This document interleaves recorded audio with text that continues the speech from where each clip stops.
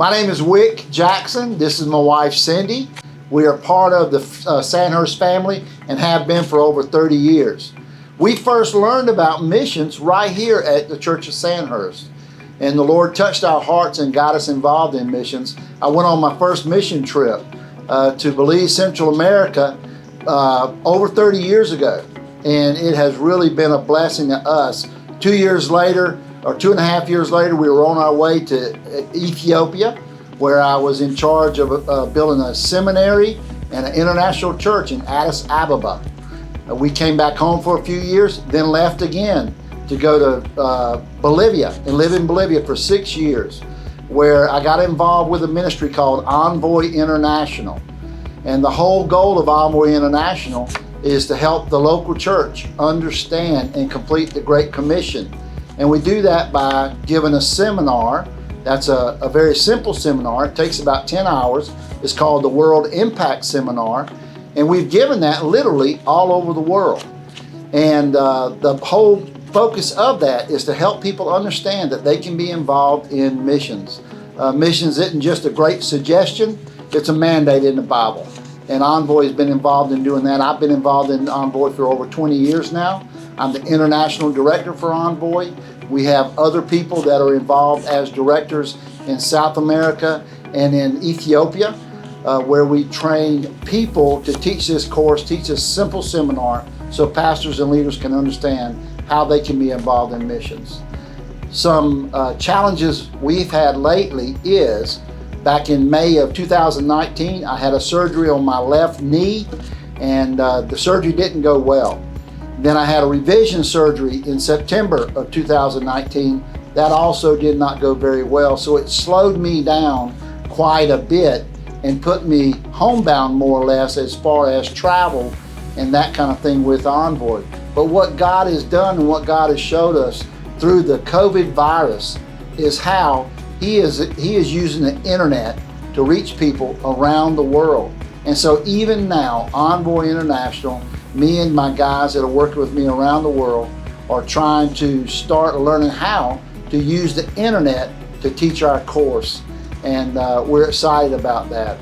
So prayer requests for us would be, in Envoy would be, pray for the next surgeries that I need for my knee to get it well, and then for God to help us learn how to use internet for our medium to reach other people and encourage them like we have for the last 20 years.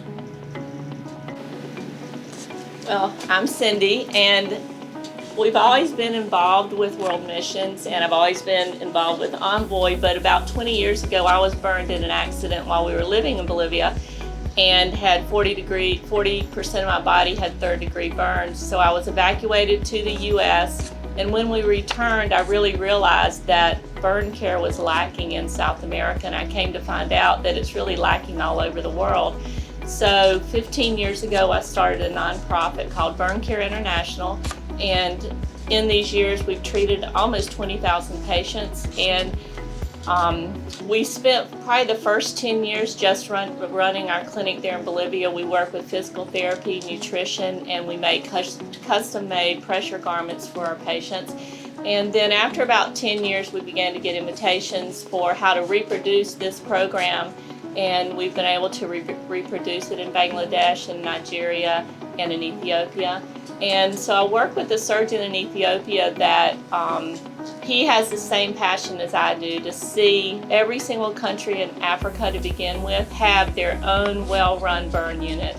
And so far we have opened a unit in Tanzania, and because of COVID, we're really set back just a little bit as far as the timing, but we have invitations for Bangladesh, the Democratic Republic of Congo, southern Ethiopia, Kenya, the Mercy ship, that was rescheduled because of COVID, but they work all along the west coast of Africa, which is ideal for each country to have their own really well-run burn unit, and then in Ghana. So we'll see what happens in 2021 with travel with that, but I'm just excited to see how we've been able to make an impact on improving burn care around the world. And there's over 1 million burns a year just in Africa, but it's still, the World Health Organization says it's the most neglected global public health crisis in the world. So there's still a lot to do. But alongside of that has come another ministry called Trauma Healing. And I've just been excited to find out about that ministry. I originally thought that it would just be for my burn patients, and have seen that it is so effective for so many more areas than just my patients. But first off, on the international part of that, I'll definitely be training with our medical staff just to help our patients, because they have physical wounds, but most cases they also have emotional wounds from traumatic injury. And we all have wounds, all of us have been wounded at some point in our past, but it's what we do with that pain that really directs our path.